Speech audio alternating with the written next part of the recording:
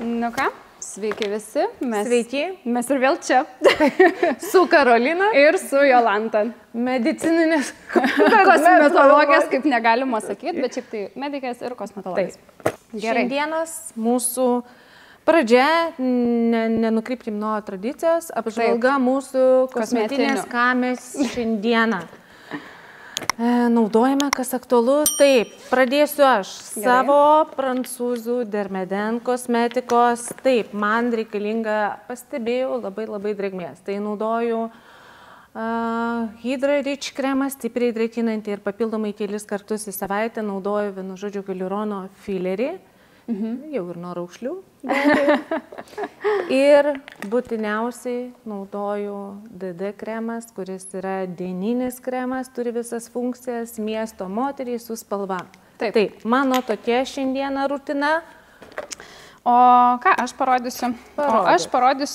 Aš tai turiu tokių naujienų, nieko irgi pakomentuoti per daug plačiai neturiu, nes čia yra visiškai nauja kosmetika, vadinasi Nine Tails, tai tiesiog aš bandausi ir žiūriu, kas čia per reikalai. Nieko dar per daug negaliu papasakoti, bet iš tikrųjų tai iš karto užsitepu šitą serumą, čia yra kremas su egzosomom, kas man patiko ir buvo įdomu. Tai kad tas kremas, jisai yra skystas kaip vanduo. Visiškai vandenėlis. Parodyk man. Va. Naujovės reikės nubėgti. Čia tiesiog naujos kažkokios inovacijos, žodžiu, ir tendencijos, tai kas vyksta ne tik pas mus Europoje, bet ir taip, mes ir Azijoje. Ir ką dar naudoju, tai naudoju Tranexamo PH formulos serumą. Tai iš tikrųjų iš pradžių dariau aš su juo eksperimentą, nes ant veido ir taip visko daug naudojau, tai naudojau rankoms ir dekolte. Norėjau pažiūrėti, kaip pašviesins po vasaros atsiradusią tiesiog pigmentaciją, bet dabar jau pradėjau naudoti ir veidui. Teisingai. Tai ką, tai mūsų kaip ir apžvalga tokia. Taip. Šiandieną mes turėsime svečią. Turbūt vienas iš įdomiausių temų šito. Taip, įdomiausias, kaip čia, laukiamiausias šitos temos, tai reiškia laukiamiausias svečias. Šiandieną mes pasikviesime svečią ir dabar, kada truputėlį intrigos, bus klausimai apie injekcijas. Apie injekcijas. Šiandien pakalbėsim apie injekcijas, pakalbėsim apie visus tos mitus, ko prisiklausom ir pas save kabinetuose, kai klientai klausia, kur būtų tikslingiau nukreipti, nes tikrai dažnai tokių klausimų pasitaiko. Ir matosi, kad yra dvi stovyklos. Tai žodžiu, pakalbėsim tada visus už ir prieš.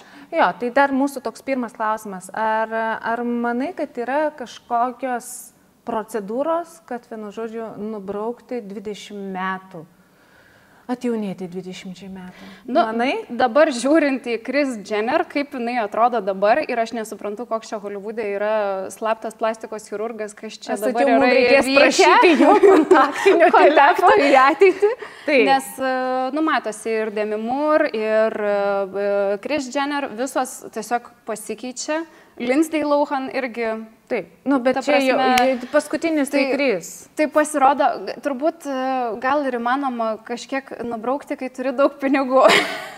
Taip, čia brangi. Čia yra brangi labai investicija. Ir jeigu nieks nežino jo, tai šis turi būti labai brangus. Taip. Ir kažkokia tai vienu žodžiu paslaptis. Matyti, eilė didelė. Taip. Žvaigždžių dabar daug yra. Taip. Visi laukia eiliai. Tai turbūt, kad vis dėlto galbūt kažkaip ir yra įmanoma, bet vėlgi tam tikri procesai juk vyksta ir ląstelėse. Tam irgi jau yra kažkokių išrasta metodų, bet vis tiek, aš manau, kad ten visiškai 20 metų atgal kaip ir neįmanoma. Tai pasikviesim gal, žinai, šios srities ekspertą, turbūt, kad jis vienu žodžiu mums truputėlį tos įneš tiesos. Aiškumo daugiau. Taip. Ir mums, ir jums. Tai ką, šiandien turim nuostabią viešnią pas save, Paulina Graušelenytė. Dermatovenerologė. Visada bijau šitą žodį ištarti, nes atrodo, kad kažkur susipins liežuvis. Labai daug. Jo labai daug.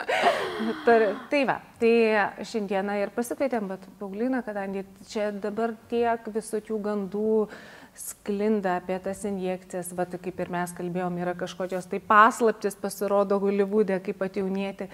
Tai, Paulina, gal pirmas klausimas, ar, va, panašus labai, ar galime šiai dienai kažkokiom tai injekcijom ar kažkokiom kitom procedūrom nubraukti tą 20 metų? Priklauso kiek mums metų. Va, turbūt. Aš 20 metų atjaunėti dėja, bet negaliu. Bet jeigu mes simsime vyrą ar moterį, kuris yra vyresnio amžiaus, tarkim, 60-70 metų, tikrai tai yra įmanoma padaryti.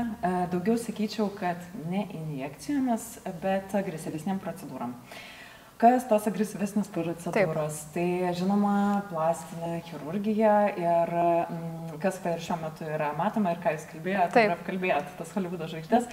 Tai labai daug yra ir viršutinių ir apatinių vokų plastikos, tai labai pakeičia patį žvilgsnį.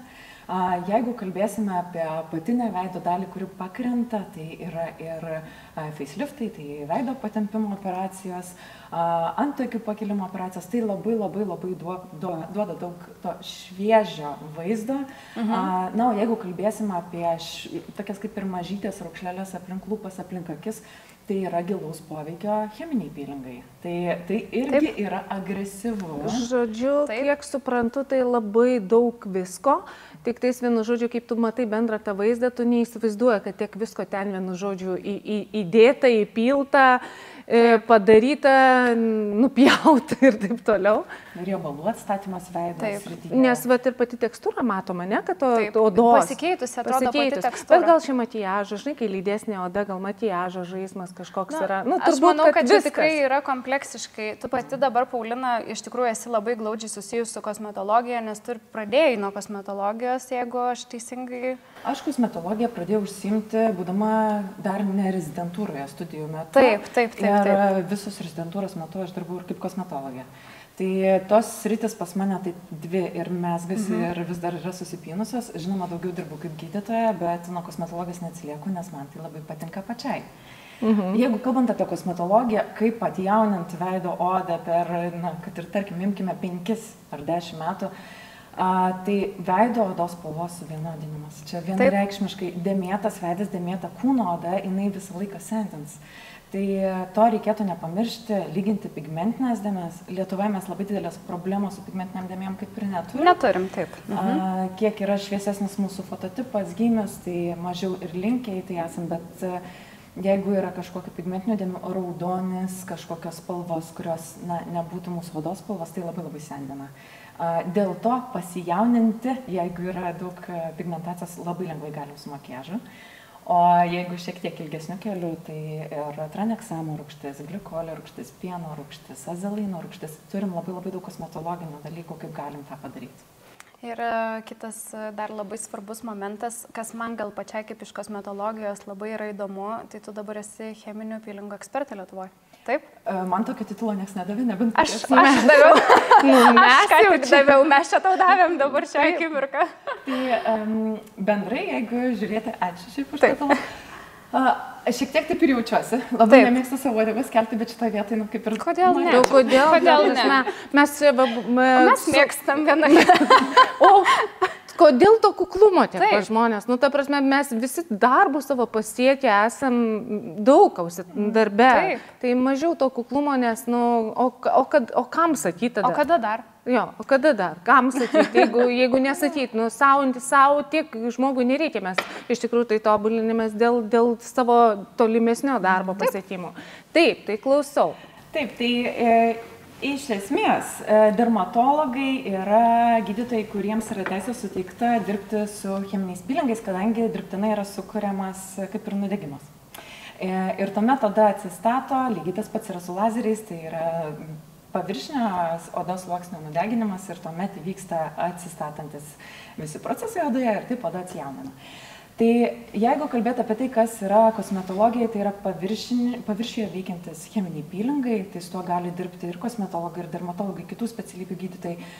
Realiai visi, kurie supranta, kaip dirba pati oda, kaip atpažinti tam tikras ligas, tam tikras būklės ir su jom kovoti rūgščių pagalba.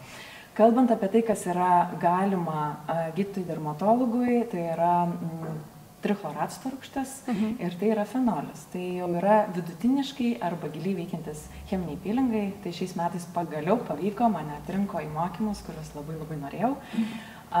Ir dabar aš tai esu daranti dermatologį, kiek žinau, vienintelė. O tai puiku. Šaunuolė, tikrai. Šiaip tai profesorius Laimonas Jezutkevičius, man atrodo, su fenoliniais pilingais seniau dirbdavo. Gal ir dabar dirba, tiesiog gal, nežinau, čia reikėtų pasitikslinti. Aš tiek žinau, tai jisai vienu žodžiu, nežinau, gal dabar jau iš vis tos netėse, kaip sakyti, profesinės veiklos, nežinau dabar, bet iš esmės ir žinau, tai labai drastiški pilingai, jeigu kas galit. Ispanijoje taip, Lietuvoje ne, kadangi nėra priemonių. Ieškau, kur jas rasti. Manau, kad rasiu greitai, tai reikės atsisiųsti. Plus labai bijo visi cheminių pylingų vasaros metu. Tai dabar vasara, laukia rudens, tada jau pradėsime kibti į darbus, bet norinčių yra. Aš tikiu, todėl man pačiai trumpai, fenolinis pilingas tai yra gilus labai vienu žodžiu pilingas, turbūt vienas drastiškiausių, bet yra pačių pirmiausių ir seniausių atrastų pilingų aplamai fenolinis pilingas. Ir jisai ne vien tik tai senėjimui, jisai randam turbūt labai, ta prasme, papasako truputėlį, kam jisai skirtas, kad atjaunėtų tas žmogus, ne vien ir randų šalinti jau gilius, kur yra uždegiminės aknės palikti ir ta prasme, ir šiaip randus. Bet kokio lygio? Labai tinka smulkiai raukšlėtai odai, kurios joks veido patempimas nepaveiks. Tai dažniausiai būna aplink lūpas, aplink akis, arba lieknesniems moteriams gali būti skruosto odoje tokia rombinis raukšlėjimasis. Tai labai sudėtinga tą sutvarkyti, tai fenolis tam gali būti veiksmingas. Galima naudoti net ir ant lūpų ir jas atjauninti ir net atrodys putlesnės lūpos. Bet čia ne jaunoms merginoms jokių būdų. Taip. Netaip suprast. Nesugalvokit. Taip, daugiau vis tiek vyresnio amžiaus pacientams ir galime labai pakeisti pačią odos išvaizdą, bet tai yra labai agresyvu. Gydymas yra apie 2-3 savaitės. Kodėl šitos procedūros yra brangios? Todėl, kad gydytojas kasdieną turi bendrauti su pacientu. Taip. Tai nėra taip, kad va padariau ir jūs čia gykit ir galvokit, kaip jums čia sekasi pačiai ar pačiam. Tai yra ganėtinai sudėtinga, drastiška, labai reikia atsirinkti pacientą, nes jo ir psichinė sveikata turi būti gera ir labai geras palaikymas namuose, nes pirmos 5 dienos būna tiesiog kančia. Tai būna ištinės veidas, šašai, reikalingas gydymas ir visur, kur agresyvu, ten yra ir tam tikros komplikacijos. Tai galim gydyti randus, bet galim ir sukelti randus. Taip labai gerai skamba ir labai yra gerų rezultatų. Yra ir pas mane Instagram'e pasidalinta su klientais, su kuriais, pacientais, su kuriais pati dirbau. Tai rezultatai yra grinai -10 metų. Po vienos procedūros, kai pagalvojus pakentėti 2 savaitės ten tą visą gydymą, tai wow. Taip. Bet tai jokių būdų yra ne jauniems pacientams, nebent tai yra randai. Ir galima paveikti dar esu mačiusi ir lokaliai. Taip. Lokaliai netgi yra saugiau dirbti. Taip. Gerai, tai dabar apie šitas vienu žodžiu procedūras, kaip ir pas naujieną tavo profesinėje veikloje, iš tikrųjų nuostabiai. Tai dar, Paulina, noriu paklausyti dabar apie tas mūsų visas įdomiausias. Tai kokios injekcinės procedūros rekomenduojamos mimikos raukšlėms? Ką taikome, ką dažniausiai rekomenduojat, kokio tai tipo turi būti tos raukšlės? Nes žmonės dažniausiai tai kas yra? Jie tiesiog, ta prasme, iš esmės tai jie net nežino. Jie nežino, neskiria. Botulinas užpildys, Jie hialuronas net nežino, ką pasidarė kiti. Realiai yra kažką parekomenduoja. Gal čia šito ir gal nebūtina, bet iš esmės nelabai skiria ir tokių mitų dėl to. Žinai, kai nėra nežinoma tų baimių mitų, nes čia kažkas tai baisos. Taip, tai ką rekomenduos? Taip, tai dažniausiai iš vyrų šiaip girdim šitą dalyką, kad prisipūtė lūpą su botulinu. Taip. Botulino toksinas yra kaip vaistas, taip, tai yra toksinas, bet jisai yra naudojamas kaip vaistas ir jisai net ir neurologijai yra naudojamas, kūdikiams galima taikyti, jeigu yra reikiamos indikacijos.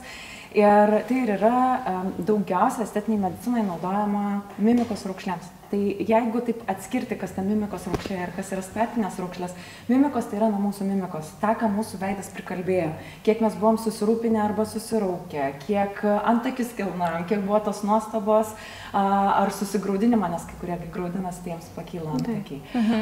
Kiek šypsenos ir aplink akis atsirado raukšlelių. Tai čia vieni labai nori to išvengti, kad tik nesimatytų nei jokios emocijos, kurias aš esu išgyvenus per visą gyvenimą, o kiti tai, na, kaip ir parodo, nebijo senti. Dabar iš Amerikos, tikiuosi, ir į Europą ateis tas sveika mada senti. Žinoma, yra smagu atrodyti jauniau, bet tikrai nėra normalu ir tai, kad 20-metės jau ieško, kaip čia save atjauninti, nors kas net nepradėjo. Visi šitie, ta prasme, aš vat ir noriu paklausti, nes mano nuomonė, kad, nu ir šiaip tai daug tai deklaruoja ir yra medikų, kurie atlieka ir tas procedūras, kad jie tarsi kažkokias tas prevenciškas rekomenduoja atlikti, ten procedūras, ten botulino toksino, nežinau, ant kiek jie gydytojai, nu, bet tokių gandų yra, vienu žodžiu, aplamai mūsų srityje, kad tarsi prevencijas, tai man tai, ta prasme, vėl yra, aš taip manau, mano nuomonė, kad vienu žodžiu, kiekviena ta procedūra turi atitikti tą amžių, dėl ko mes daromės ją, nežinau, kiek tos prevencijos yra, bet man čia prilyksta taip, kaip vienu žodžiu, nu širdies vaistus prevenciškai geriam, kad vienu žodžiu ateityje nebūtų ten spaudimo ar ko, nu, ta prasme, nes mano to kaip čia karjeros pradžioje, tai buvo viskas taip laipsniškai modeliuojama, kad tarsi ateina tas etapas senėjimo, ten daryti jau plastinės chirurgijos, vienu žodžiu, viršutinių vokų, tu daraisi ją, bet ir tai ateina su amžiu. Dabar yra pakitęs tas, tarsi mes galime jau vienu žodžiu jas atlikti, kad ir nepatinka, nėra problemos, bet tarsi pakeisti formą, dar kažką, kaip ir vat minėjai, tokios mes perdėto turim. Ar yra toksai dalykas, kaip ar reikalinga tas prevencija? Aišku, gal individualūs žmonės turi reikalinga tai, bet masiškai ar to reikia? Ir sutinku ir nesutinku su šitą prevenciją. Kodėl? Pati botulino toksiną pradėjau leistis prieš 5 metus, dabar aš jo nenaudoju. Pradėjau leistis dėl to, nes turėjau tokį kvailą įprotį, kad jeigu aš esu susikaupus, aš taip būnu susikaupus, aš susiraukiu. Ir aš pradėjau matyti, kad man jau erzina, kad aš atsiraukiu, bet aš vis tiek tas raukšlės taip antakių turiu. Ir pirmusios mano injekcijas, tokios jau, na, kad rimtesnės, tai būtent prasidėjo prieš 5 metus. Ir kadangi su botulino toksinu mes, na, kaip ir paralyžiuojam raumenį, neįmanoma susiraukti, aš atpratau tai daryti. Dabar galbūt pastebit, aš naudoju daug rankų. Aš naudoju rankas, aš naudoju savo emociją, kalbą, išreiškiu save per kitus būdus, o ne tai, kad sėdėti piktai susirūpus. Tai buvo man savotiška prevencija. Bet yra kitas tas toksai kraštutinumas, kada yra jaunos merginos arba ir tie patys vaikinai, kada dar jokios problemos nėra ir jie jau naudoja tą patį botuliną. Tai iš esmės kosmetologija yra prevencija. Tai mes prižiūrim, stimuliuojam odą, kad jinai dirbtų, kad kokybiškas kolagenas sudarytų, tai aš manau, kad iki 30 tai ir turėtų būti prevencija. Kosmetika nuo saulės apsauga būtinai tam, kad nebūtų tos pačios hiperpigmentacijos, paraudimų, kažkokių tų pačių raukšlių, kad nesiformuotų. Gali būti masažai naudojami. Mes tiek daug turime gerų dalykų, be jokių švirkštų.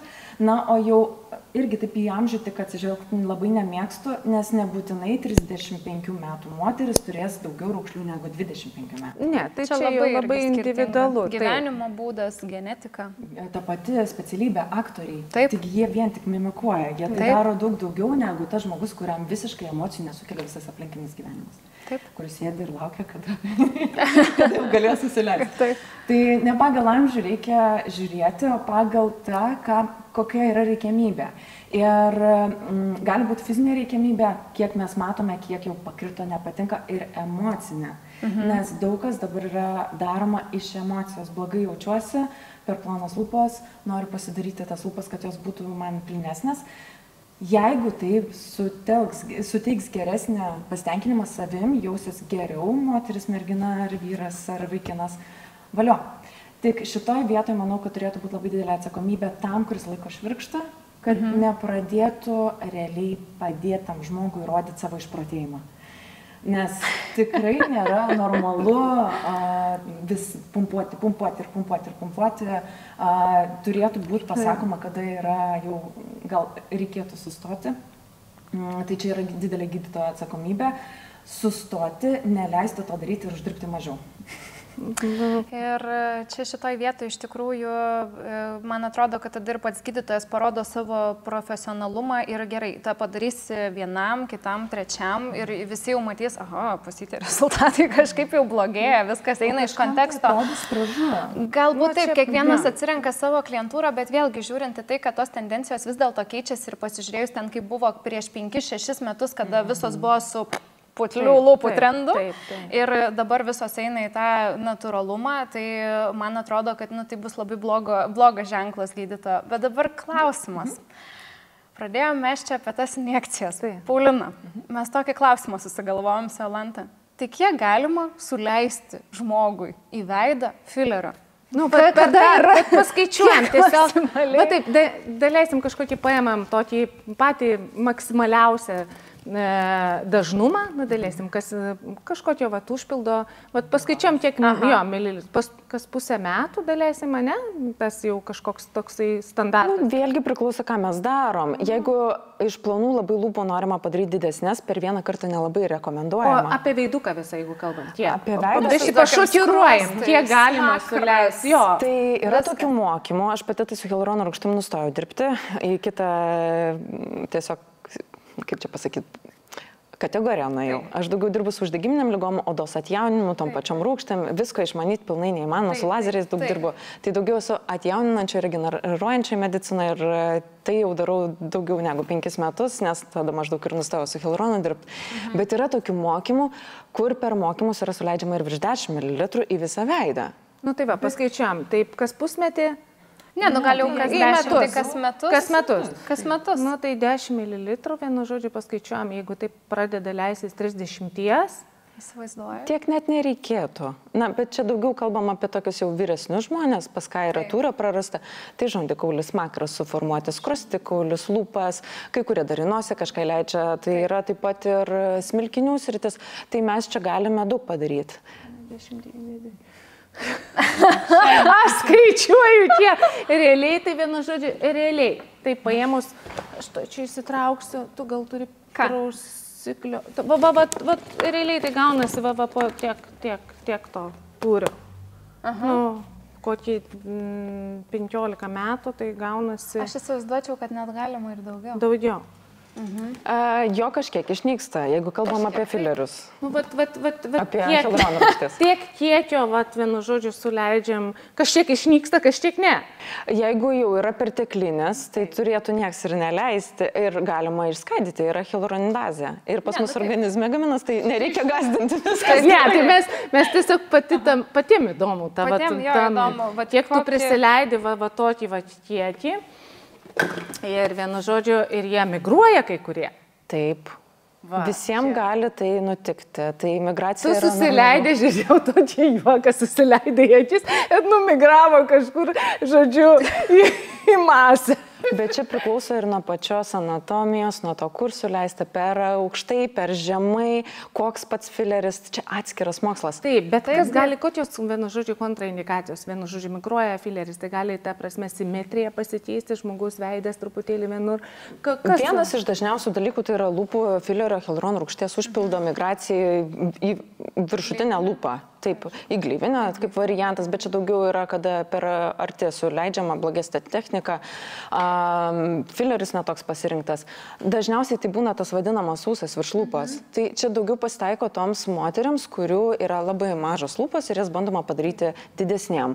Kada tai yra daroma per greitai, bet čia gali pasitaikyti ir pačiam geriausiam gydytojui ir vos padarius, nes mes lūpas judinam. Taip, tai čia yra visiškai normalus dalykas. Dėl to šitos procedūros ir aš išsitraukiau, nutraukiau, dėl to jos ir brangios, dėl to jos ir vienu žodžiu, todėl, kad yra daug atsakomybės, daug patirties pa žmogui, ta prasme, dėl to ir rekomenduojama, čia vienas buvo dabar pasiruošus tokį klausimą, ar verta pasirinkti vienu žodžiu, pasianalizuoti prieš einant iš vis kliniką, specialistą, nes daugelis iš vis, ta prasme, akcijų žiūri ir taip toliau, aš iš vis, ta prasme, nežinau, kaip žmonės dabar iš vis renkasi, sunku pasakyti, na, aišku, socialinės medijos, bet turbūt, kad čia ir yra ta kaina tų motyvų už tai, kad tai yra ta didelė atsakomybė suteikti tą norimą rezultatą ir taip toliau. Taip, tai čia visur lygiai tas pats, lygiai taip pat ir kosmetologijai. Kuo daugiau mokosi, tuo brangesnė pati procedūra. Niekas, naujokas, ką tik pabaigęs kolegiją, atėjęs į kosmetologijos sritį, nesakys, kad pas jį procedūra kainuoja 150. Tai aš irgi dar įsiterpsiu, aš mintimis galvoju, vienu žodžiu, taip, pas mane procedūros yra nepigios ir pas Karoliną ir iš esmės, vienu žodžiu, mes tiek daug investuojame tą laiką, visą tą gyvenimo metus atiduodam tai profesoriai, sėdėdami ir dirbdami, kitose sritise ir daryti akciją, pavyzdžiui, savo paslaugai, nu, ta prasme, aš galiu priemonėm daryti, bet, nu, ta prasme, čia tai tas pats, kas išeina iš, čia tos akcijos būna, kur galiojimas baigėsi, arba vienu žodžiu išeina iš mados kažkas, nes aš negaliu sau leisti to, nes vienu žodžiu mano atsakomybė, įdirbis ir taip toliau, ta prasme, akcijų tokie paslaugai, nu, jeigu tu save vertini ir ta prasme, ir turbūt, kad specialistai, kurie prisiema va tos atsakomybės už tam tikras procedūras, jo labiau už kažkokius fenolinius peilingus, tai yra baisinė atsakomybė akcijų, nežinau, tai va. Bet, tai pasitik, ta prasme, subtilus dalykas, visur yra kažkokios išimtis, čia nekalbu apie vienu žodžiu, bet yra kitų nuolatos kainos mažos ir taip toliau. Aš manau, kad čia yra kita visiškai problema ir gal jūs su manim sutiksit, vis dėlto Lietuva nėra didelė šalis. Jo, čia marketingas ir taip klientai gaunami. Bet kiek mes turime klinikų? Daug. Labai daug ir tiesiog vieni tarpusavyje su kitais konkuruodami, nebegali išlaikyti tos klientūros. Vieni prisiriša prie gydytojo, ar ne? Ir tikrai yra, kurie nuolatos lankysis pas tą patį gydytoją, ten atsineš savo injekcijų paselį ir viskas bus tvarkingai. Bet kiti taip migruoja, bando. Čia kaip ir mūsų srityje yra tokių, kurie bando ir sakė, buvau ten ir visur buvo blogai. Tai taip pat ir čia, bet yra labai tiesiog didžiulė pasiūla, o paklausa. Bet aš galvoju, dar čia yra mūsų tas čia tai lietuvaičių mūsų bruožas, akcijas, bet ir tu papuoliai tą ratą, turbūt, kad vienu žodžiu tokios tos taisyklės, yra, jeigu kitas taikot, tai ta prasme, turbūt ta konkurencijas, kaip ir sakai. Kitas klausimas apie injekcijas toliau. Paulina, noriu pasiteirauti, kam naudojami dabar, šiaip daug atgarsio tokio negirdžiu, bet kalcio užpildai. Gali papasakoti truputėlį? Tai kalcio hidroksapatito užpildai yra... pati ta medžiaga, jinai yra dantyse, kauluose, tai yra medžiaga, kuri stimuliuoja odą gaminti daugiau kolageno. Tuo pačiu iš karto gali atstatyti tūrį, kadangi kalcio hidroksapatito medžiaga yra sumaišyta vandeninėme gelyje. Tai tas gelis pats duoda jau ir tūrą. Naudojama dažniausiai apatinio žandikaulio formavimui, smakro formavimui, drąsus nosį daro. Drąsus, tai po to pasakyk, kodėl drąsus. Pavojinga zona tiesiog. Tai visos absoliučiai procedūros nosies srityje yra pavojingos dėl anatomijos, dėl kraujotakos. Skruostikaulio formavimas, smilkininės dalies formavimas, kada jau senstant mažėja pats kaulinės tankis ir matome įdubas. Tai kai kurie labai mėgsta hidroksapatito užpiltus, kai kurie mažiau mėgsta, tai duoda labai gerą ilgalaikį rezultatą, bet turi būti patyręs gydytojas su injekcijomis, kadangi jau šitą mes taip lengvai nepaimsim ir neišskaidysim kaip hialurono rūgšties užpildų. Tai dėl to ir tiek nėra, tiek tų bandančių turbūt nėra tiek daug, kad darytų. Ganėtinai daug. Populiaru Lietuvoje. Populiarumas atsirado maždaug prieš 5-4 metus. Dabar atsirado ir kitų, kurie stipriai stimuliuoja odos pačią fibroblastų veiklą. Kiek to kolageno kokybiško susidaro, tai yra ir polilakto rūgšties pusiau užpildai. Tai jų tik tai poveikio mes tokio akivaizdaus greito nematom, reikia palaukti kelis mėnesius, kol pasimatys tas rezultatas. Tai yra tų, čia negaliu sakyti, kad tai yra toks jau tikrasis fileris, bet angliškai semifiller, toksai pusinis tarpinis variantas. Ir aplink būtent tas medžiagas gaminasi kokybiškas kolagenas. Tai apie polilakto rūgštį kalbant, tai yra labai labai senas dalykas. Amerikoje žinoma Sculptra, Lietuvoje irgi puikiai atliekamas, dar yra tokių brandų kaip Lanluma, Estefil. Pati labai mėgstu, dažnai darau ir rezultatai labai yra natūralūs, nepučiantis veido, tai kas turi polinkį į tinimus, kam nelabai tinka hialurono rūgštis, tai yra geras labai pasirinkimas. Tik turi būti patyręs gydytojas su injekcijomis. Dažniausiai yra dirbamas su kaniulė, žinoma, visokių tų technikų yra kaniulė, tai yra tokia lanksti ilga adata, su kuria mažiau traumuojame audiniai. Bet turi labai gerai išmanyti ir anatomiją, ir kuriam gilyje dirba, nes hialurono rūgštę mes galime išskaidyti su medžiaga hialuronidazė, kurios ir pas mūsų organizme yra, dėl to tas fileris nyksta, o čia mes neišskaidysim. Tai turi būti ir aptartos pati sveikata, ar nėra kažkokio autoimuninių ligų, aptartos galimos komplikacijos kaip granuliomos, taip pat būna tikrai tokių klientų, kurie turi kažkokius tai lūkesčius, kurių nesupranta gydytojas arba vienas su kitu nesusikalba, nepatinka rezultatas, tai... Bet čia visada yra tokia rizika. Taip, bet tiesiog labai reikia atsirinkti, yra per mokymus siūloma būti ir modeliu, nieko blogo tame nematau, jeigu žmogus jau yra bandęs, žino ir jam tiesiog reikia pakartoti ir jisai žino mokytoją, jisai žino, kas mokosi, nes mokomės mes visuomet ir to pačio kosmetologijai mes mokomės, tik kosmetologijai kažkaip netaip baisiai atrodo, kadangi ta oda greičiau pasveiksta. Tai čia kaip kas ką supranta, tuose pačiose fenolio pilinguose dabar, kai buvau, tai buvo 18 moterų, kurios kėlė ranką ir sakė, aš noriu. Ir viskas yra labai gerai, nes pasitikė klinika, kurioje buvo mokymai, pasitikė pačia gydytoja, atvažiuoja vėlgi atrinkti gydytojai, kurie gali tuose mokymuose dalyvauti, jie turi patirties. Tai, labai svarbu įsivertinti, dar kaip buvo tas klausimas, ar reikia įsivertinti, kas daro? Būtinai. Ir reikia žinoti, ir kas mokosi. Jeigu apie mokymus kalbam, reikia žinoti, ir kas mokytojas. O jeigu informacijos nesuteikia, tai klausimas, kodėl nesuteikia. Bėk. Tiesiog neik tenai. Aš kad net nelink bėk.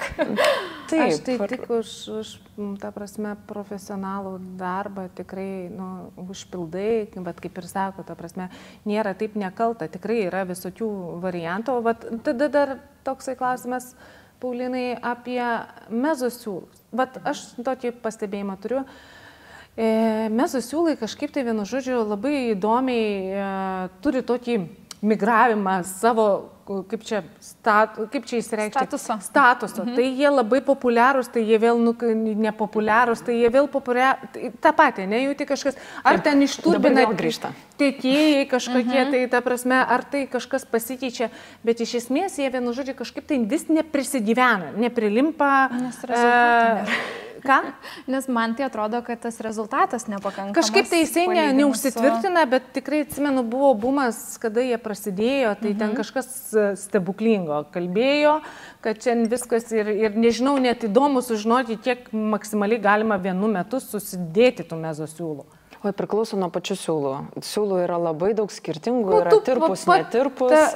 Tai turbūt, kad vienu žodžiu čia jau niuansai, bet ką manai apie šituos, tiesiog gal ir nėra labai populiari nuomonė tavo?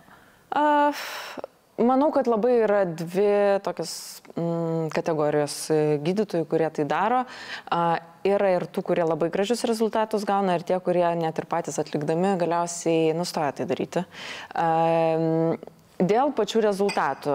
Pats poveikis pačių siūlų gali būti labai skirtingas, todėl kad jie gali būti kartu su hialurono rūgštim, kartu su ta pačia polilaktinė rūgštim. Jų yra labai daug skirtingų, yra tokių, kurie tik tai mechaniškai pakelia visą tūrį, tai daugiau duoda liftingo. Tai tie mechaniškai keliami, tai jie yra ir brangus. Tai kiltų klausimas man, kodėl geriau tada nepasidaryti plastikos.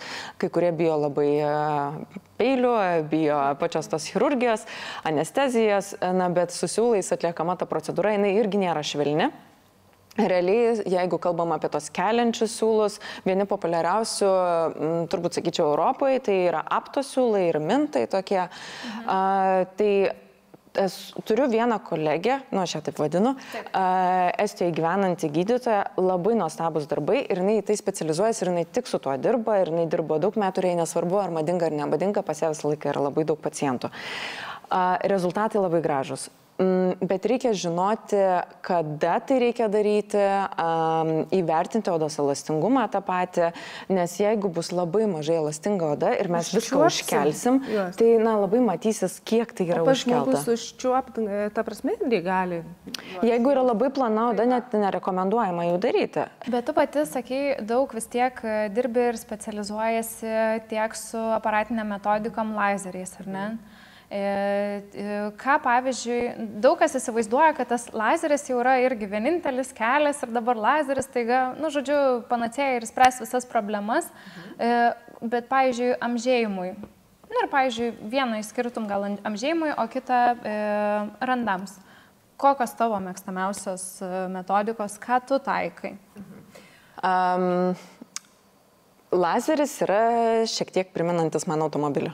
Mes galim arba labai spausti, arba mažai spausti. Tai yra parametrai. Čia kaip ir grįžkime prie tų pačių užpildų, tarkim, hialurono rūgšties užpildo. Man visą laiką yra keliamas klausimas, kodėl, kai seniau dirbau su fileriais, būdavo taip. Ar galiu pas jūs užsiregistruoti 1 mililitrui? Iš kur tas žmogus, jeigu jisai nespecialistas žino, kiek jam tų mililitrų reikės, tai čia gal buvo toksai blogas marketingas Lietuvoje, kuris iki šiol yra ir likęs. Lygiai taip pat man būtų labai keista, jeigu manęs klaustų, ar galėtumėt padaryti man CO2 lazerį su tokiu ir tokiu lazeriu, kad būtų 10 džiaulių, kad būtų stekas 2 ir taip toliau. Tai jie visi klausia, ar galit padaryti man su tokia rūgštim. Irgi, ta prasme, čia kažkaip tai tie žmonės, jie galvoja, kad jie viską žino turbūt.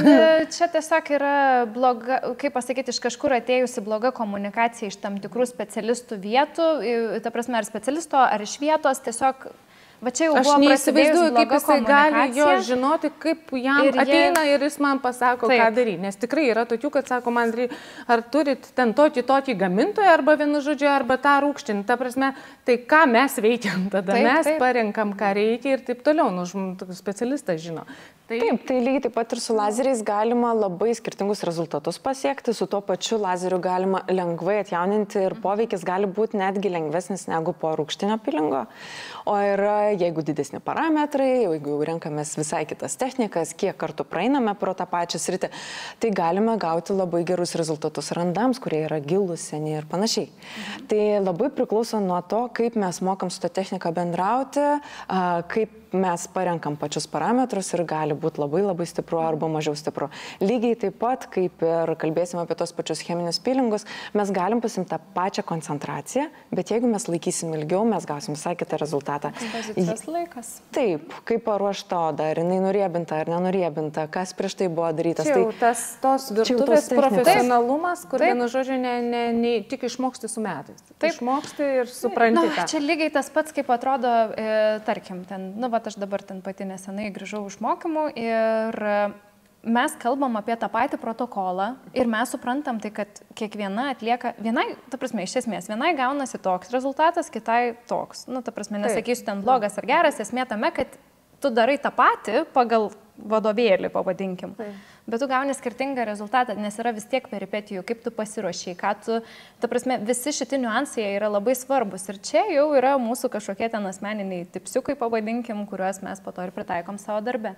Šiaip vis tiek yra labai svarbu, kad klientas, pacientas atėjęs į vietą vis dėlto pasitikėtų savo gydytojui, pasitikėtų savo kosmetologu ir jisai tiesiog visiškai atsiduotų į rankas, negulėdamas ir neklausdamas, o tai kiek dabar man, pavyzdžiui, su botulinu, aš visiškai nesigaudau ir ten paklausti, kiek dabar čia suleistumėte to botulino. Aš pati leisdavausi įkandamą į raumenį ir dabar to nebedarau, nes pastebėjau pakritimą. Taip, tai aš leisdavausi nuo sukandimo stipraus ir nuo to, kad aš atsikeldavau jau su galvos skausmu ir nusiskėliau. Turbūt, kad vieni iš šalutinių, ką gali botulinas, turbūt irgi, ta prasme, turbūt normalu, kad jeigu kažkur tai raumenį užspazmuoja, kiti dirba daugiau arba ten, ta prasme, atsipalaiduoja, Jeigu kalbėsim būtent apie tokią problemą, tai yra leidžiama į kandamosius raumenis, kada žmonės griežia dantimis, labai stipriai sukanda, didelė nervinė įtampa, neišeina greitai išspręsti su psichoterapeuto pagalba. Taip yra. Tai tada kita pagalba greita, tai yra atpalaiduoti tas raumenis su botulino toksino injekcijom. Tie raumenis, kada jie neveikia, jie šiek tiek vis tiek suplokštėja, net tokie išaiškingi būna. Ir jeigu mes netenkam čia tūrio, viskas gali pakristi. Kai kuriems labiau, kai kuriems mažiau, čia irgi gydytojas gali įspėti, jeigu mato, kad taip yra. Kai kurie šitas procedūras daros tam, kad būtų labiau, na, toks kaip ir V formos veidas ir nebūtų toks kampuotas apatinis žandikaulis. Bet tai Lietuvoje nėra populiaru, todėl kad Lietuvoje visos nori kampuoto žandikaulio. Tai čia yra visai kita kultūra, va aš noriu pasakyti, dabar turbūt Karolina irgi dalyvavo, iš tikrųjų mačiau Paryžiuje IMKAS konferencijai. Tai kada įėjau, žodžiu, į tą registraciją, kadangi aš pati dalyvavau, nes mano produktas irgi save prezentuoja dermatologijoje kategorijoje ir ten save pateikia, tai iš esmės, kai užėjau į tą registracijos salę ir kai pamačiau tą visą gausybę tų dermatologų, gydytojų ir tos kultūros susipynė ir tada tu supratai vienu žodžiu, kad tas grožio suvokimas yra visų skirtingas. Ta prasme, ir net negaliu, ta prasme, ir iš tikrųjų net negražu kai kas yra, todėl kad tai yra ryškiai išreikšta, kaip ir sakot, bet tai yra kultūriniai dalykai. Ten gražu, Azijoje vienokie dalykai, rytuose kitokie dalykai ir ta prasme, ir tai, nu, tu negali komentuoti, nes tai jie supranta šitaip tą grožį. Ir jeigu reikėtų pasirinkti, ką aš ten mačiau, tą specialistą, kas atliktų, tai turbūt lietuvaičių norėčiau. Nes mes pripratę prie tokio to grožio, to švelnesnio grožio, nes tai tikrai per ryškus, per intensyvus, per kampuoti, per smailyti veidai, kurie, bet čia kultūriniai dalykai. Ne? Visiškai. Ir dar yra daug daroma procedūrų tam, kad gerai prieš kamerą atrodytų. Apatinio žandikaulio formavimas labai gražiai atrodo kamerose, jis nuotraukose gražiai atrodo, nes nėra jokios pasmakrės, nereikia galvoti apie laikyseną. Mažiau bent jau reikia galvoti apie laikyseną. Pasirodo, va, matai? Taip, tai kiek gražiai tai atrodo. Gyvenime, ne? Kiek jisai. Gyvenime gali atrodyti kitaip, gali atrodyti dirbtinai, nuotraukose tai gali atrodyti labai, na, pabrėžtai. Makiažas netgi lygiai tas pats, mes čia šiandien ryškiau pasidažėm, negu šiaip į gatvę eitumėm, bet kamerose mes atrodom kaip ganėtinai sudėninį makiažą. Taip. Kiek yra tų paslapčių, ta prasme, ir tavo atsakau, turbūt tie žmonės, kurie toj virtuviai, nu, nėra iš vis specialistai, natūralu, kad mūsų irgi podcast auditorija yra ir specialistų, ir paprastų žmonių, tai jiem ir pinasi tą, jie nesupranta, kur yra tas tikra, nes, kaip sakau, toj virtuviai pavaikštai, tai vienu žodžiu, tu turi net ne tai, kad įsigryninti, kas atliks tau, dar kultūrą turi, kad kaip jisai suvokia tą grožį. Kas tas grožis? Aš dėl to labai nemėgstu, kai pas mane ateina į konsultaciją ir sako, ką man padarysit, ką man reikia pakeisti. Nes jeigu taip, tai aš galiu tada susistatyti 10 moterų ir tas, kas man yra gražu, aš tą štampą ir darysiu. Jeigu tik tai taip mąstant, man gražios tokios lūpos, man graži tokia nosis, man gražus tokie skruostai, man gražus tokie plaukai, tokios spalvos nagai, tokia suknelė ir taip toliau. Ir aš jas galiu visas bandyti padaryti panašias. Jeigu yra žiūrima iš tos perspektyvos, kad kas ant šitos moters ar vyro veido atrodytų gražiau, kad pabrėžti tam tikrus dalykus, tai tada yra jau ta gražioji estetinė medicina, o ne tai, kad man reikia 1 mililitro čia, kad man reikia tiek čia, o daugiau apie tai, kur pagražinti tai, kas jau ir tai yra labai gražu pas tą žmogų. Ir ne visiems reikia didelių lūpų. Yra labai gražių rezultatų, kur yra plonos lūpos, mes tą patį ir tam pačiam Holivude galime matyti, pažinomus žmonės. Ir tai duoda to unikalumo, nes dabar daug kas pasidaro ganėtinai vienodi. Nu, labai suvienodėja, tikrai atrodo, žiūri net į tam tikrus žmonės ir tu matai, kad, nu... Čia šio amžiaus, vienu žodžiu, kažkoks tai krizė pa žmonės, jie nori kažką būti panašus, kur vienu žodžiu atvirkščiai to individualumo neieško kažkokios kaip asmenybės, bet tarsi jisai slepiasi už kažkokio tai kito, nu, noro. Čia gali būti ir kompleksai savim žmonės nepasitikė, bet va čia ir yra ta riba, kada gydytojas turėtų pasakyti, kad jau stop. Bet ar daug tokių gydytojų? Nu, jis užsirašo procedūrai vienu žodžiu ir viskas. Jis užsirašo, atėjo, ko nori. Aš manau, kad daug. Aš manau, kad yra daug, kurie nenori gadinti savo vardo, nes tas klientas, pacientas išėjęs į gatvę yra tavo darbo pavyzdys. Taip. Niekas dėl to nenori padaryti komplikacijų, niekas dėl to nenori eksperimentuoti, nenori padaryti taip, kad būtų wow. Nes visą laiką, kaip ir yra gražių tų rezultatų ir klausimą, kur darysi. Lygiai taip pat, jeigu mato, kad kažkas šiek tiek kreiva. Kur jie darosi, tada kur matom, vienu žodžiu, visus vienodus ir visus, tai kur jie darosi. Turbūt pas tos pačius gydytojus. Tai kur jie tada pasidaro, kad jie visi, vienu žodžiu, kaip sakom, matom tą vaizdą, kur vienu žodžiu, koktu, kur tu matai, kad padaryta, pataisyta, bet nei ten gražu, nei ten... Žiūrėkit, bet yra labai paprastas niuansas. Mūsų draugai, ar ne, atspindi mus, kažkuria pusė, ar ne? Tai supraskim vieną, kad renkiesi aplinką pagal save. Dar kitas dalykas, galbūt šito nebūsit pamastę, mes visos trys labai skirtingos iš veidų. Bet jeigu į mus žiūrėtų vakarietis, mes jiems labai panašios. Ir, pavyzdžiui, mūsų gali paklausti, ar mes sesės. Mums taip netrodo, nes mes čia gyvenam. Mūsų genetika yra tokia, kad jeigu mums visom vienodo dydžio lūpas uždėsim, mes dar labiau supanašėsim. Ta labai gerai galim pamatyti kelionių metu. Eini ir galvoji, lietuvis, lenkas, rusas, ukrainietis, kažkas iš čia. Matosi. Tai jeigu yra dar ir panaši mada, supanašėja todėl, kad, labai panašus tie veidai tada pasidaro. Jeigu mums visom uždėti priklijuotas blakstienas, net ir akis atrodys panašiai. Gal tik tai mūsų ne, todėl kad spalva kita. Bet mūsų labai gali atrodyti. Ne, tai taip, ta prasme, manau, kad vienu žodžiu... Kirpimas tas pats. Taip.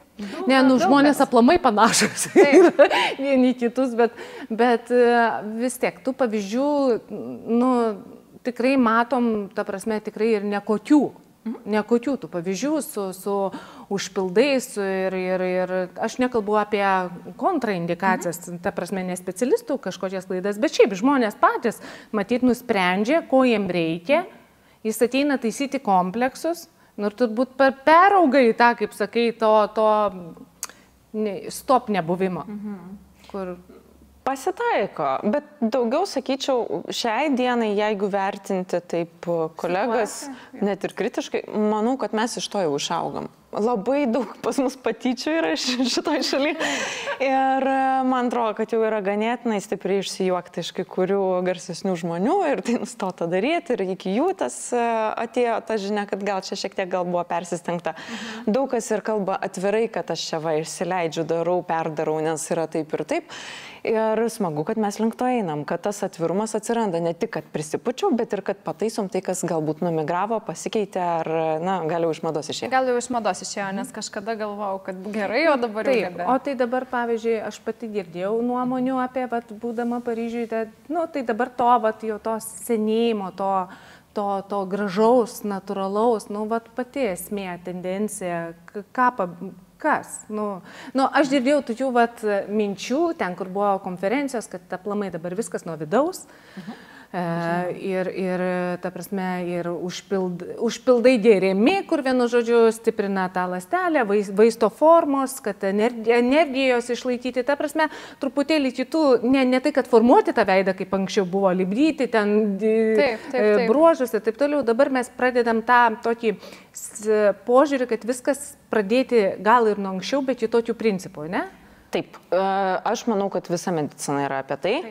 Jeigu mes kalbėsime apie fizinę sveikatą, tai yra mūsų sąnarių judesius, tiek, kiek mums skauda nugarą, kiek neskauda, kokie yra stiprus mūsų raumenis, tai jeigu jau mes būsime, tarkim, 60 metų, bet visą laiką, ir prasidėsim ant šitų foteliukų, mums bus sunku, mes turim užsimti prevenciją, mes turim stiprinti, sportuoti, lavinti pačią laikyseną, lankstumą, sąnarius, tai labai jau čia yra ta prevencija ir ta holistinė medicina, kada žiūrima bendrai apie viską.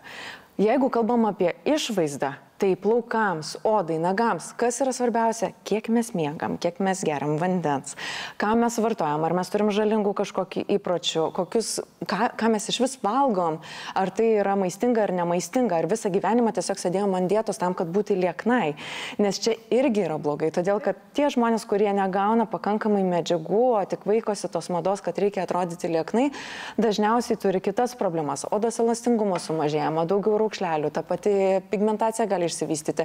Kolageno gamyba yra visai kita, nes tai yra baltymas ir reikia statomųjų medžiagų, tai yra pačių baltymų. Labai mes turim didelę problemą, kad Lietuvoje moteris nesuvalgo pakankamai skaidulinių medžiagų ir pakankamai baltymų, nes visa tai eina į kūną. o po to jau tada jau bando kažkaip atitaisyti. Tai ta prevencija, ypač jeigu kalbam apie jaunas moteris, tai yra iki 30 metų, labai svarbu pasirūpinti savo įpročiais ir juos formuoti taisyklingus. Tai, na, tas pats. Išgersiu vandens.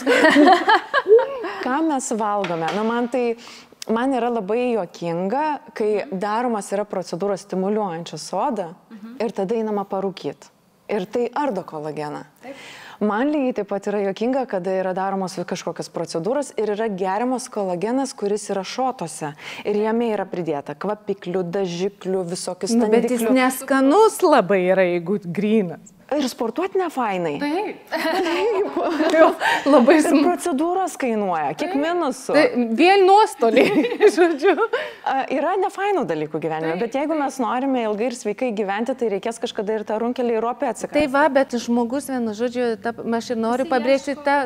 Lengvo, taip. Tai jis tipo geria tą kolageną, bet vienu žodžiu geria tą kaip energetinį, žinai, su kvapai, su viskuo. Taip, tai na, vis tiek turėtų būti žiūrima, kiek tai yra perdirbta, perdaryta, nes yra tikrai labai daug gerų kolageno, kad čia netaip suprastų, bet jie turėtų būti be jokių papildomų priemaišų, kas gadina kolageno įsisavinimą arba net ardo jį. Mes kalbėjom dar, kad tą temą išvystyt, mes ir kalbėjom, kad vienu žodžiu dabar yra tiek visko daug gero ir blogo, kad tau reikia įsigryninti, dar čia yra mokslas, kad tu vienu žodžiu, kad tu atsirinkti. O kaip jie atsirinkai, kaip reklamos visos nuostabios, tiek to ir tiek to vienu žodžiu to kokybiško. Mano patarimas būtų toksai, kad neišsirinkti 5 reklamų ir nusipirkti 2 kažkokius papigintus produktus, bet už tų produktų kainą nueiti pas dietologą, jeigu neturime suvokimo, kaip reikėtų maitintis. Nueiti pas kosmetologą, jeigu nesuprantam, kokių mums priemonių reikia, o nebandyti atrasti, pačiai išmokti ar netyčia loterijoje laimėti ir gerą akciją surasti. Yra gerų ir nuolaidinių produktų. Taip, bet apie produktus tikrai yra daug gerų, bet čia kaip, kaip? Mes visko negalim žinoti. Aš nežinau, kaip mano kirpėjai reikia kirpti mano plaukus. Aš nežinau, kaip mano manikiuristai reikia mano nagus sutvarkyti. Aš nežinau, kokias priemonės reikia tepti, kad ten bazė, dar kažkas, kad sustinktų, kokią lempą reikia naudoti. Bet aš moku už tą paslaugą ir aš galiu paklausti klausimų, kurie mane domina. Ir lygiai tas pats yra ir su gydytojais. Aš nežinau, kaip man gydyti, nežinau, čia sugalvokime plaučių uždegimą, žinau, bet, tarkim, aš nežinau, ar ne? Tai aš einu, darausi tyrimus, pasitikiu to gydytoju, o ne ieškau vaistų, bandau visus ir žiūriu, kuris čia mane pagydys. Skaniausias, kuris. Ir visą laiką, taip, yra tas, čia labai žmogiškas dalykas, kad mes nenorime eiti sunkiu keliu, bet mes renkamės lengvesnį kelią. Arba tą, kuris yra jau daug kartų pramintas ir yra rekomendacijos. Tai irgi nėra blogas pasirinkimas, bet reikėtų labai gerai permastyti savo išlaidas ir pasižiūrėti, kur mes tos pinigus išleidžiam, nes konsultacijos metu pas gerą gydytoją, dietologą, dietistą, kitos specialybės specialistą mes galime gauti labai daug informacijos už tą kainą, kur mes per paieškas bandysim ir tą pabandyti ir tiesiog nieko gero nebus. Tai lygiai tas pats yra apie kolagenus, lygiai tas pats yra apie kitus papildus, apie procedūras. Ne veltui yra daroma tokia paslauga kaip procedūrų plano sudarimas, kur galima išspręsti problemas, susidėlioti patį tą planą, koks mūsų metų, 10-mečio, 5-mečio planas, kad mes gautumėm tam tikrą konsultacijos. Ir aš manau, kad į konsultacijas, jeigu jau kažkas norės nueiti, irgi rekomendacija būtų ne tai, kad sveiki gydytoja, ką man reikia pasidaryti, bet man nepatinka raudonis, pigmentacija, šita ar ta raukšlė. Ką geriausio galim padaryti, kad tai būtų gerai. Arba man patinka, kaip aš atrodau, ką man daryti prevenciškai, kad taip ir liktų, arba bent jau mažiau matytųsi, kad viskas dėja, bet sensta. O lygiai taip pat, kaip ir nuėjus pas gydytoją, mes pasakysim, man skauda, ką daryti. O ne, sutvarkykit mane, aš nežinau, kas man yra, aš jums nesakysiu nieko, jūs atspėkit ir padarykit. Todėl visada, kai pas mane ateina naujas klientas, aš visada ir pasakau, kad aš ir pirmo podcast'o metu minėjau, kad aš pirmiausia pasiklausiu, sveiki, dabar papasakokit, kaip jūs pats matot save. Taip. Galbūt yra kažkurios vietos, kurios jums nepatinka. Aš kaip specialistas, aš įvertinsiu jūs ir aš galėsiu vėliau pasakyti, bet aš neduodu to pirminės to savo nuomonės, aš noriu išgirsti, ką jis mato.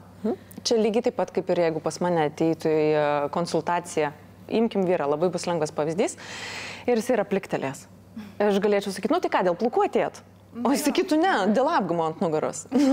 Čia žaidimas, tai reikia pasakyti, dėl ko atėjot.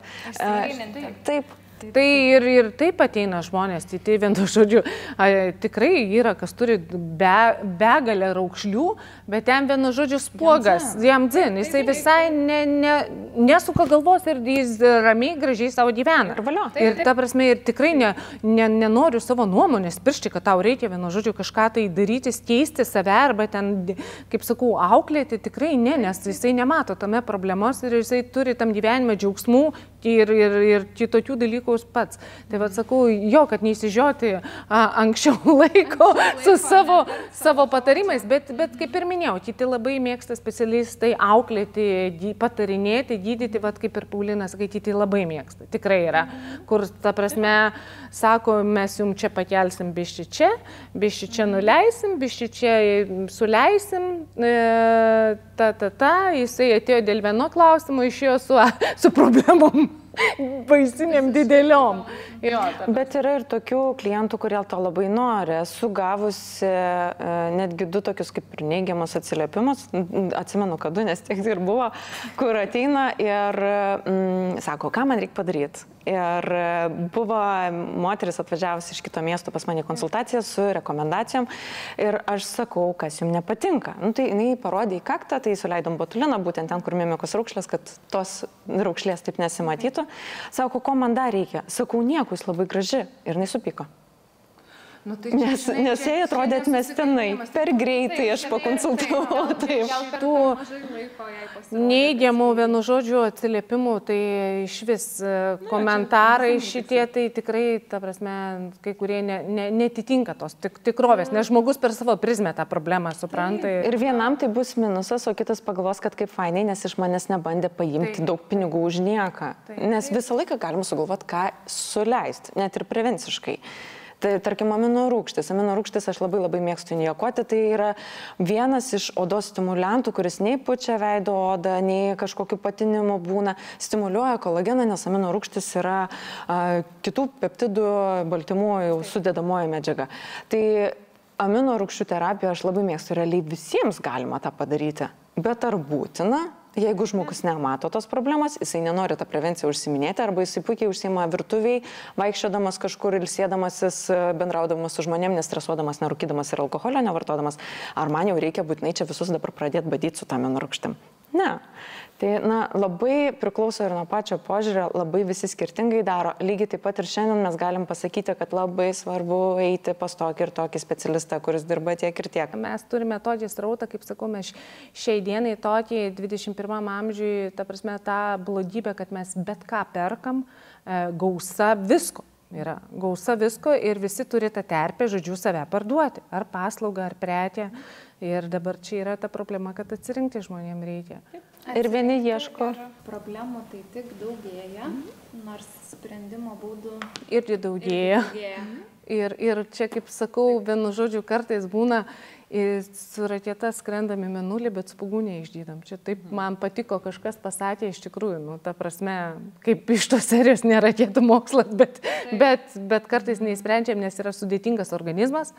Sudėtingas visas procesas, kur lemia visas tos odos ligas ir problemas, ir plus susideda visa genetika ir jeigu tu neturi tos patirties, neturi to išprusimo, tai tu vardėjai ir spręsi, bus sunku įspręsti, neturint įsilavinimo, pagrindo, tik tais, kad daryti kažką, tai jo, bus sunku. Ir vėlgi, taip, daugėja tų pačių procedūrų, daugėja ir tos pačios kosmetikos, tam ir yra specialistai, kurie specializuojasi, išmano ir vėlgi grįžtame tą pačią konsultaciją, kad išsiaiškinti, kaip čia kas yra geriau.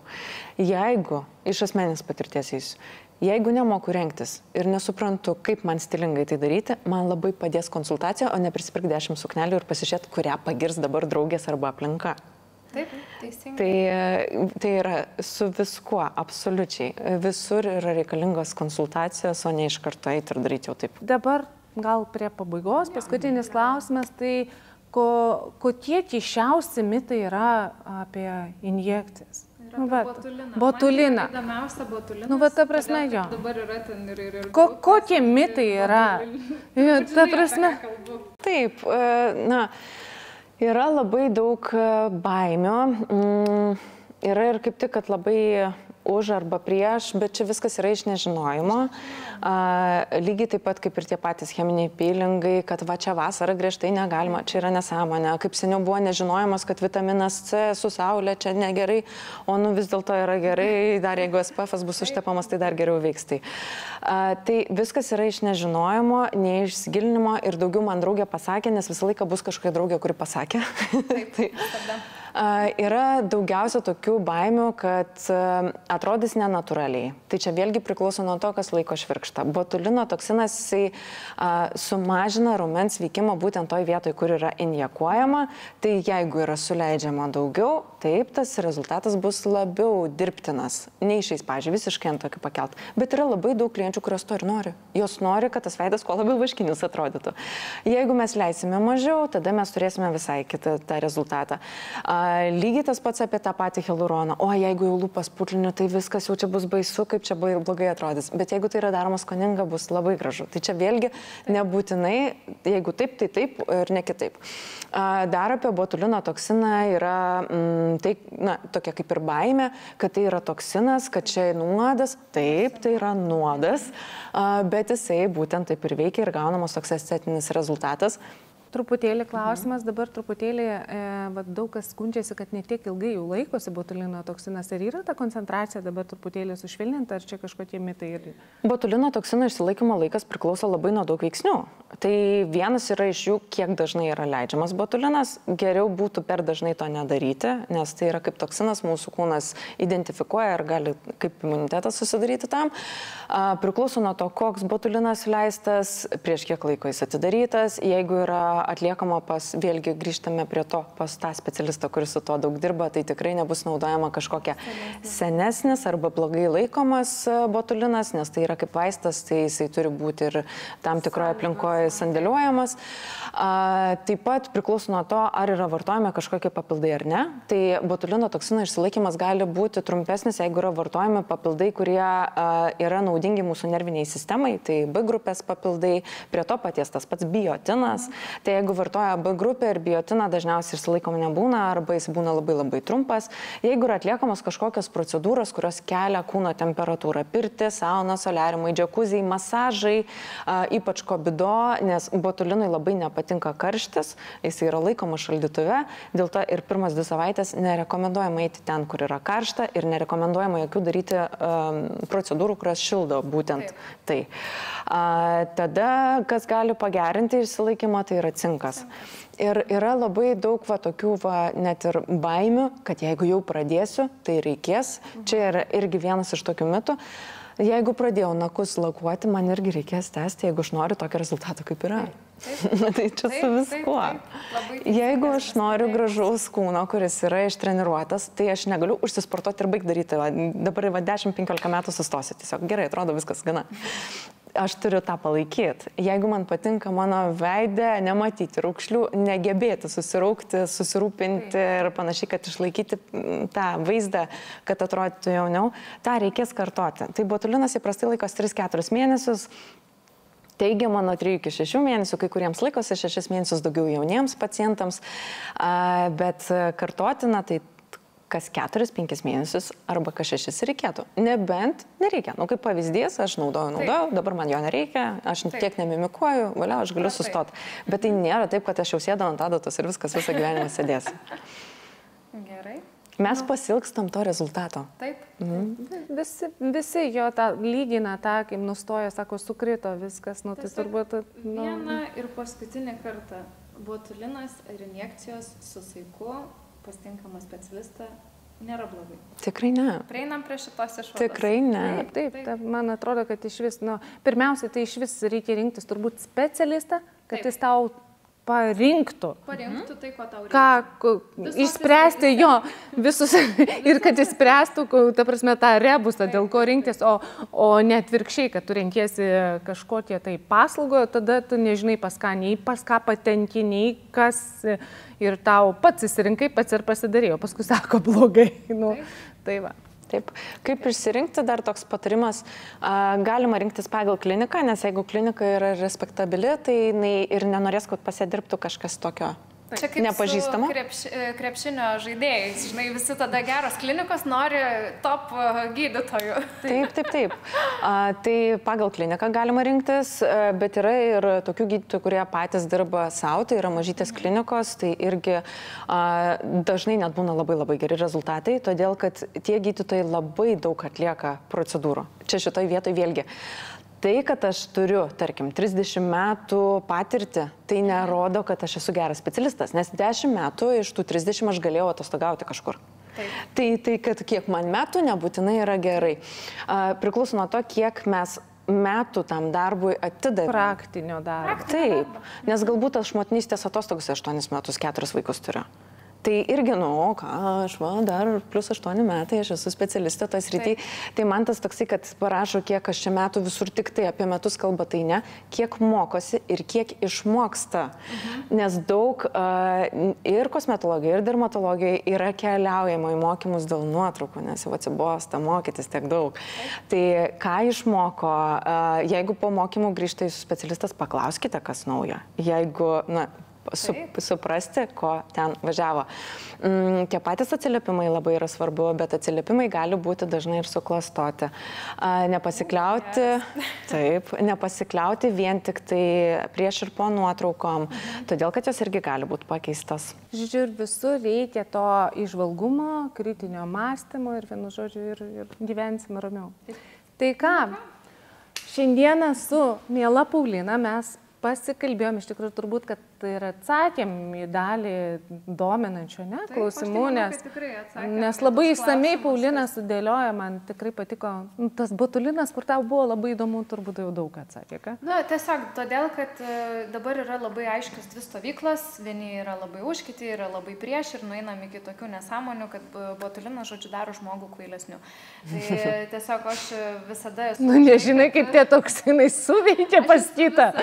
Už tai, kad mes viskam turim kažkokį medicininį pagrindimą, visur yra rizikų, aš esu mokslo žmogus, tai man visada šitų nesąmonių leisiu savo vėl pasakyti ir vėl bus kokia topinė frazė. Tai man po to sudėtinga yra pačiai klausytis ir aš norėjau, kad gydytoja atėjusi pristatytų ir papasakotų. Turiu vieną labai įdomų faktą apie botuliną. Tokių studijų nėra daug, bet pakankamai daug, kad galima būtų teikti. Tai botulino toksinas leidžiamas į sritį tarp antakių. Jeigu yra suleidžiama, gali būti naudinga ir žmonėm, kurie serga nerimu, depresija, todėl kad mūsų organizmas, smegenys net pažįsta tos emocijos, neišeina susiraukti. Ir tokių publikacijų yra ne viena, o publikacijų apie tai, kad pakenkia smegenims, darosi kvailiai ir panašiai, nėra. Nėra, būtent. Nes šitai, ką tu paminėjai, tai aš irgi esu skaičiusi ir todėl atrodo kartais taip norisi žmonės atvesti į tą doros kelią, kad... Matai, ta prasme, vėlgi nieks nepasidomi, kieno tas straipsnis ir kieno ta informacija sukurta. Čia vėl veda prie to pačio, kas šaltinis yra šitos informacijos. Nes mokslinius straipsnius irgi reikia mokėti atsirinkti ir skaityti dar juos reikia mokėti. Reikia žinoti, kur juos rasti. Prašymą vien tik tai ten įsivedusi PubMedą, to abstrakto neužtenka. Mes jeigu Facebook'e skaitom, tai vienu žodžiu, tai aišku, tos medicinos ten kitokios pilna. Tai ką, įteikiam irgi mūsų rėmėjų, mūsų partnerių dovanėlės nuo rėmėjų Mediksi. Ritualės Skin Story. Ačiū. Nuo Misioda elektroninė parduotuvė ir...